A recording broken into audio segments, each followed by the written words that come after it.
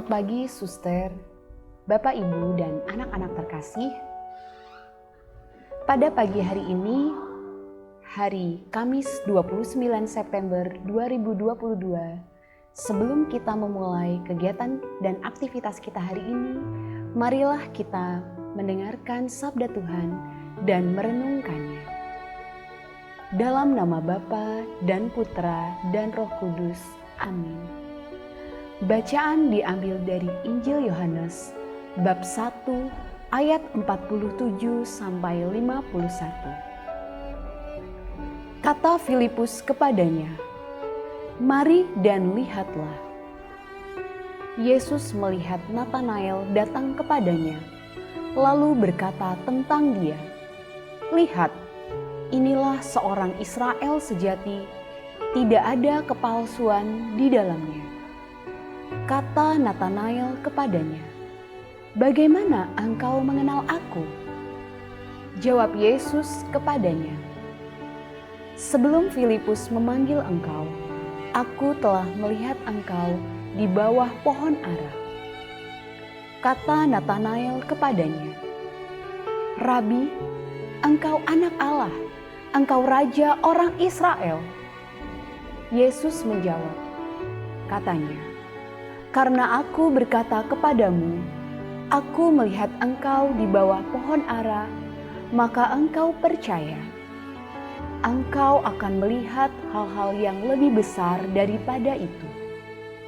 Lalu kata Yesus kepadanya, "Aku berkata kepadamu, sesungguhnya engkau akan melihat langit terbuka dan malaikat-malaikat Allah turun naik kepada Anak Manusia." Demikianlah sabda Tuhan. Syukur kepada Allah.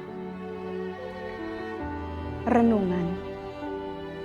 Kisah bagaimana Natanael dipanggil untuk mengikuti Yesus memiliki pesona tersendiri.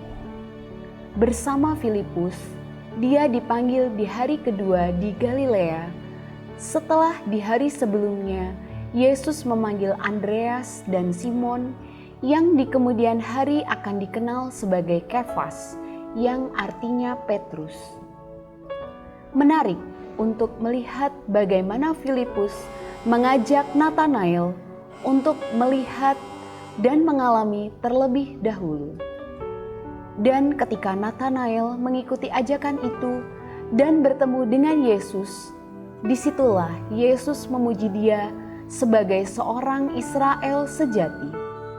Seorang pemuda yang tidak ada kepura-puraan di dalamnya. Dan bahwa bahkan Yesus sudah terlebih dahulu melihat dia duduk di bawah pohon ara sebelum dipanggil Filipus. Sekurang-kurangnya 3 hal dapat kita pelajari dari kisah panggilan Natanael. Pertama, panggilan itu adalah sebuah pertemuan dan pengalaman pribadi. Tepatnya pengalaman perjumpaan dengan Yesus sendiri yang memanggil. Kedua, pengalaman mengenal. Mengalami sendiri Allah dan meyakini siapa Dia pada akhirnya harus diwartakan. Ini adalah sebuah pengalaman sukacita yang harus dinyatakan kepada orang lain supaya kabar sukacita itu dapat menyebar dan diterima. Ketiga, sikap skeptis dibutuhkan dalam keberimanan kita. Hari ini kita belajar dari Natanael untuk menjadi diri sendiri, untuk menjadi pengikut Yesus, bukan dalam kepura-puraan dan kemunafikan. Misalnya menjadi pengikut Yesus karena tidak enak dengan teman, atasan, pasangan hidup, dan sebagainya.